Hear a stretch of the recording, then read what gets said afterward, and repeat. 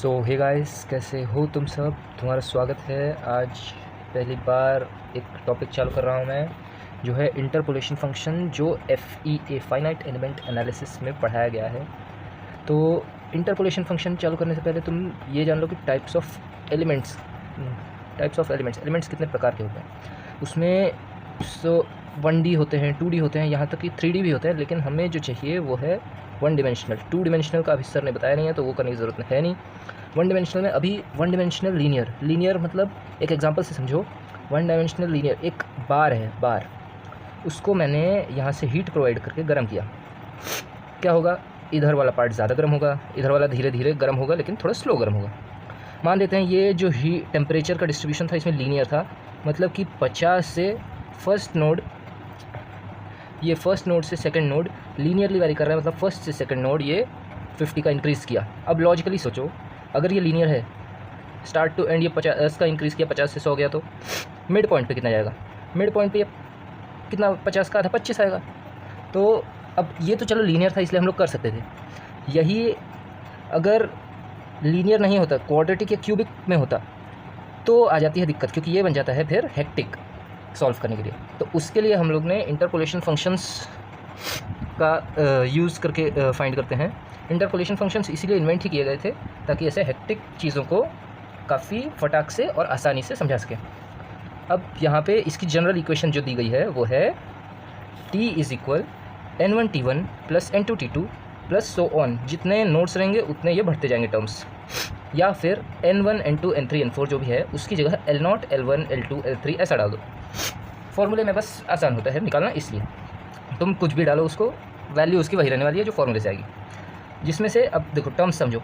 T है physical quantity जो उसकी इंटरमीडिएट को किसी पॉइंट पे निकालनी है। इसमें जैसे कि हम लोग ने मान लिया है कि टेम्परेचर है, तो T1 T2 are property of that node. T1 T2 जिस नोड की हम बात कर रहे हैं उस नोड की प्रॉपर्टी होगी। और L0 L1 या N1 N2 ये हैं इंटरपोलेशन फंक्शंस जिसकी हम बात करने वाले हैं। अब चलो इंटरपोलेशन फंक्शंस, इसका जनरल फार्मूला देख लेते हैं। जनरल फार्मूला इसका कुछ ऐसा है, x minus x1 into x minus x2 into x minus x3 ऐसे so on x minus xn तक, डिवाइड बाय x0 से x0 minus 1 x0 minus x2 x0 minus x3 ऐसे सो ऑन xn तक। अब देखने में ये लग रहा होगा कि यार ये बहुत अच्छी है, ये तो गंदा है, लेकिन समझो हम लोग L0 फाइंड कर रहे हैं। अब ये अगर हमें कोई भी जनरल पॉइंट को फाइंड आउट करना है तो टेम्परेचर हमें फाइंड आउट करना है एट सम पॉइंट। हमारे पास टेम्परेचर बाकी नोड्स के दिए होंगे, तो हमें क्या चाहिए, n या l जो भी है वैल्यू उनकी चाहिए होगी फाइंड करने के लिए। तो इसलिए हम सबसे पहले L0 का जनरल फॉर्मूला देखो, सबसे पहले क्या लिखना होगा, x लिख दो तुम माइनस x1 जो सफिक्स में है, जैसे जीरो वाली टर्म वो नहीं आएगी, x minus x1 x minus x2 ऐसे सो ऑन जाओ, अपॉन यहाँ पे जो टर्म है, जैसे यहाँ पे ज़ीरो है तो x के नीचे ज़ीरो लगा दो और सेम वैसा ही ऊपर जैसा नीचे लिख दो, बस सेम x L1 में देखो, L1 में x लिखे। फिर अब इसमें तो चलो ज़ीरो था इसलिए ज़ीरो वाली टर्म नहीं आई, ये 1 की बात है तो ज़ीरो आएगा लेकिन 1 नहीं आएगा, तो x1 वाली टर्म नहीं आई है, इसमें x0 वाली आ गई। तो x माइनस x2 सेम ऐसा लिखो ऊपर, नीचे में बस ये जो नीचे वाला नंबर है ये डाल दो, बस फॉर्मूला लिखने की बात आएगी तो ये लिख देना। और अभी एग्जांपल से समझ लेते हैं इसको सिंपल फॉर्म में कैसे लिखा जाता है। ये तो चलो देख के समझ गए कि हाँ ये फॉर्मूला है, लेकिन इसको सिंपल फॉर्म में लिखेंगे कैसे। अब जैसे मान लेते हैं एक एलिमेंट है 1 डायमेंशनल का क्वाड्रेटिक एलिमेंट है। क्वाड्रेटिक एलिमेंट में मिनिमम 3 नोड्स होती हैं, वो 3 नोड्स हमें दी गई हैं। पहली नोड होगी x0 डिस्टेंस पे, दूसरी x1, तीसरी x2। ये x0 x1 ये सब है नोडल डिस्टेंस, कौन सी नोड कितने डिस्टेंस पे है वो ये x0 x1 x2 बताते हैं। T1 T2 T2 जैसा कि बोला फिजिकल प्रॉपर्टी है, या फिर कह लो टेम्परेचर है इस केस में।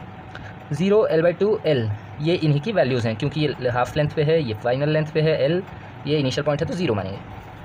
जनरल फार्मूला लिखे, जितनी नोड्स उतने टर्म्स, जैसा कि बताया था N1 T1 N2 T2 N3 T3, या फिर L0 T1 L1 T1 L1 T2 L2 T3। अब फॉर्मूला देखो कैसे लिखेंगे, कुछ नहीं करना, बस सबसे पहले लिखना है जैसे सबसे पहले लिखो x, क्योंकि ये फंक्शन है, फंक्शन किसके टर्म्स में रहेगा, x के टर्म्स में रहेगा। x के टर्म्स में लिखने के लिए फंक्शन x डाला माइनस, अब ये किसकी बात हो रही है, L0 की। L0 कौन सा पॉइंट है, इनिशियल पॉइंट। x माइनस, अब ये नोड की बात हो रही होगी तो इस नोड को हटा दो, एक्स माइनस ये नोड, फिर एक्स माइनस ये नोड। तो एक्स माइनस पहले नोड हटा दी, दूसरी नोड देखें, एक्स माइनस ये वाली नोड कितने डिस्टेंस पे है, L/2। तो L/2 इंटू ये वाली सेम फिर से लिखो, एक्स माइनस ये वाली नोड कितने डिस्टेंस पे है, L लिखे। अब क्योंकि इसमें 3 से ज़्यादा नोड थी ही नहीं तो बाकी के टर्म्स आएंगे नहीं, अपॉन सेम जैसा कि यहाँ पे x लिखा था, अब हम इसकी डिस्टेंस लेंगे x0 x की जगह। तो x0 क्या है हमारा 0 है, तो 0 माइनस सेम x1 क्या है L/2, फिर 0 माइनस ये वाला एक तीसरी नोड क्या है L, ये लिखा। फाइनल जो भी आ रहा है वो लिख दो, तुम्हारा हो गया वो इंटरपोलेशन फंक्शन।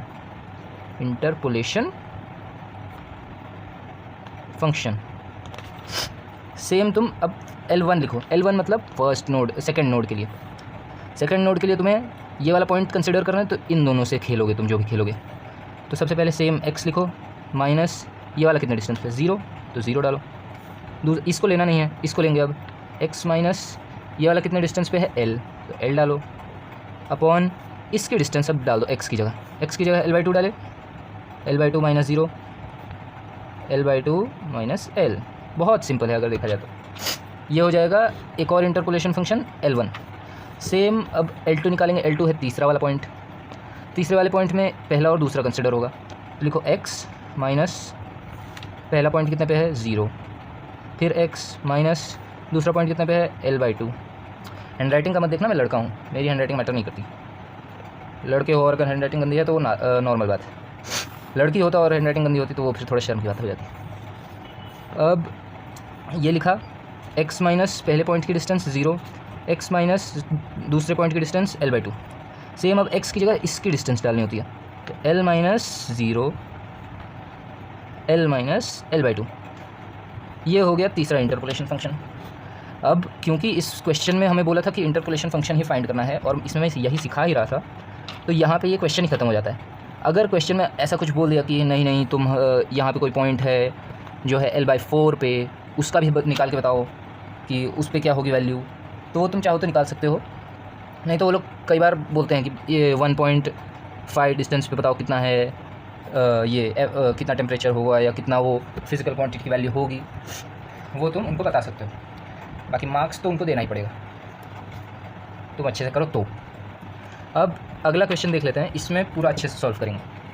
तो ये क्वेश्चन कुछ ऐसा है, हमें क्वेश्चन में दिया हुआ है x, एक टेबल दिया हुआ है, टेबल को इंटरप्रेट करना सीखो पहले। x की वैल्यूज़ दी गई हैं 4, f(x) की वैल्यूज़ दी गई हैं 4। अब इसमें x तो चलो ठीक है, x क्या है, वही है नोडल डिस्टेंस, जैसा कि इधर बताया था, किस नोड पे वो नोड कितनी डिस्टेंस पे है x वो बता रहे हैं। f(x) क्या है, जैसा कि यहाँ पे टेम्परेचर था उसमें, वैसे ही यहाँ पे t की जगह f(x) कोई प्रॉपर्टी या फिर फंक्शन की वैल्यू, यहाँ पे प्रॉपर्टी को ही फंक्शन बता दिया गया, तो उसकी वैल्यू दी गई है। मतलब कि ये है t1, ये है t2, ये है t3 और ये है t4। उसी प्रकार ये है x0, x1, x2, x3, समझे। अब क्योंकि इसमें 1 2 3 4 नोड हैं, 4 नोड का मतलब ये 1D क्यूबिक एलिमेंट है। ये देखो यहाँ पे लीनियर एलिमेंट में होती हैं 2 नोड्स, क्वाड्रेटिक में 1 नोड आ जाती है और बीच में, क्यूबिक में 2 नोड आ जाती हैं। तो लीनियर वाला तो बहुत सिंपल होता है, लेकिन ये दोनों होते हैं घंघोर नीच। तो इन्हीं दोनों के में झंझट आता है। ये वाला 1D लीनियर तो बहुत सिंपल हो जाता है, ये तो उंगलियों वाली मैथ से समझ लो। तो इसमें 4 नोड्स है, मतलब कि ये क्यूबिक एलिमेंट है। तो इसका जनरल फॉर्मूले में 4 तक आएगा, हम लोग लेंगे 4 टर्म्स तक, N1 T1 N2 T2 N3 T3 N4 T4।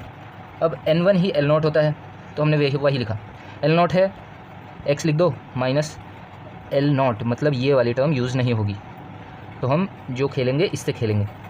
x minus ये वाला टर्म लिखो 1, फिर x माइनस ये 2 लिख दो, x माइनस अगली वाली लिख दो x की वैल्यू 5 अपॉन, अब ये x को हटा के L0 मतलब फर्स्ट नोड की जो नोडल लेंथ है वो वैल्यू डाल दो। x0 की वैल्यू थी 0, तो 0 डाल दी, -1 0, -2 0, -5। उसके बाद अब क्योंकि हमें यहाँ पे क्वेश्चन पूछा था f(1.5) बताओ, तो हमने x की जगह यहाँ पे अगर 0.5 डाल दिया तो हमें L0 की वैल्यू मिल जाती है फॉर x = 1.5। सिमिलरली हम N2 फाइंड करेंगे, N2 L1 है, L1 क्या है, x माइनस, इसको लिखेंगे कैसे, ध्यान से देखो, एक्स माइनस इसकी 1 वाला कंसिडर नहीं होगा, 1 वाला 0 2 और 5 ही आएंगे इसमें। तो x माइनस ज़ीरो 1 छोड़ देंगे, x minus two x minus 5 x minus 5। अब x को हटा के ये जो वैल्यू थी ये डाल देंगे, तो 1 minus zero 1 minus 2 1 minus 5। Simple, L1 की वैल्यू मिल गई। सेम N3 के लिए करेंगे। N3 क्या है? L2 कौन सा है? थर्ड पॉइंट पे 2 कंसिडर नहीं होगा, 0 1 5 आएंगे, तो x minus zero x minus 1 x minus 5। Similarly x की जगह हम 2 डाल देंगे, तो 2 माइनस ज़ीरो 2 माइनस 1 2 माइनस 5। फिर 1.5 पुट किया, L2 की वैल्यू मिल गई। आखिरी वाला जो है N4 जो कि है L3, उसमें ये वाला 5 वाला कंसिडर नहीं होगा, बाकी तीनों होंगे। तो x minus zero x minus 1 x minus 2। Same अब x की जगह 5 डाल देंगे, 5 minus zero 5 minus 1 5 minus 2। x की जगह 1.5 पुट किया, L3 की वैल्यू आ गई। ओह सॉरी, तुम्हें दिख रहा नहीं था, ठीक है, सिमिलर है, वापस बता देता हूँ। चलो, N4 हम फाइंड कर रहे हैं। N4 क्या है? L3 के में ये वाला कंसिडर होगा, ये देखो, ये 5 वाला टर्म नहीं आएगा बच्चे, 0 1 2 आएंगे। तो x minus zero x minus 1 x minus 2। अब x की ये L3 कितने डिस्टेंस पे था? 5 पे, तो x की जगह 5 आ गया बस, 5 माइनस ज़ीरो 5 माइनस 1 5 माइनस 2। अब x की जगह 1.5 पुट करो, तुम्हें L3 की भी वैल्यू मिल गई। अब सबसे सिंपल पार्ट, बस चीज़ें पुट करो, वैल्यू निकालो, सिर्फ कैलसी का काम, ये तुम्हें करना भी नहीं है। f ऑफ 1.5 यहाँ फॉर्मूले में जैसे है N1 T1 N2 T2 N3 T3 N4 T4। N1 N2 N3 N4 हमने निकाल लिया, T1 ये है, T2 ये है, T3 ये है, T4 ये है। सेम तुम कैलसी पे डालोगे ये चीज़, तुम्हें f ऑफ 1.5 आ जाएगा 6.125। यही फाइनल आंसर है। मैंने सर ने हम लोग को बताया था, क्रॉस वेरीफाई किया है हम लोग ने, तो तुम लोग को ज़रूरत तो नहीं है ऐसा शक करने की। बाकी समझा होगा आई होप। अगर अच्छे से समझा तो ठीक है, नहीं समझा है तो चाहो तो वीडियो स्लो करके एक बार फिर से देख लो, समझ जाएगा, इतना मुश्किल नहीं है। दिखने में बस लगता है कि हाँ कुछ भयानक है, बाकी है इजी। ठीक है, बाय बाय, टेक केयर।